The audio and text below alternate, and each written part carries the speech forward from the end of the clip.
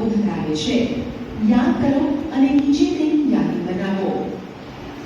આ તમારી ચોપડીમાં આપેલું છે. આપણે છઠ્ઠા ધોરણમાં ભણી ગયા કે ખોરાકની અંદર વિવિધ ઘટકો હોય જે આપણે ચોપડીમાં લખેલા છે. ક્યાં હતા એમાં? પ્રોટીન, કાર્બોહાઈડ્રેટ એટલે કે કાર્બોદિત, પછી ચરબી, વિટામિન, ખનિજ ક્ષાર, પાચક રેશા અને પાણી. લગભગ આ બધા આપણે ચોપડીમાં લખાવેલા છે. બરોબર?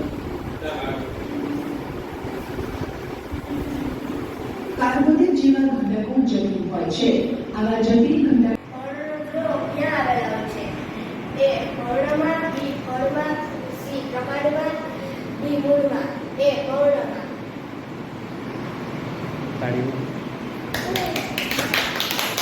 હાલો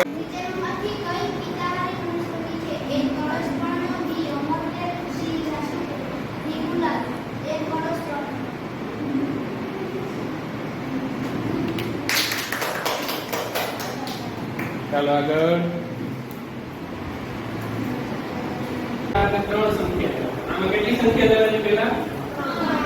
ત્રણ સંખ્યા હોય તો આને આપણે શું લખશું અહીંયા? આનો જવાબ શું થશે? 92. ખાલી 92 થશે. 100 છે ને પેલો અલગ કરેલા માં આવશે ને.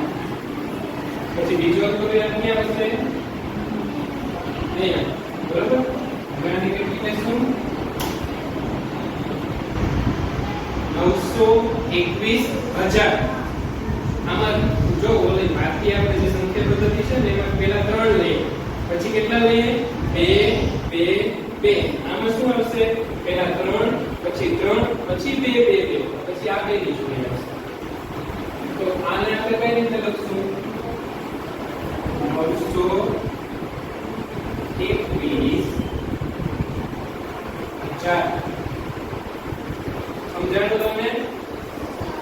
અને આ શું આવશે? 78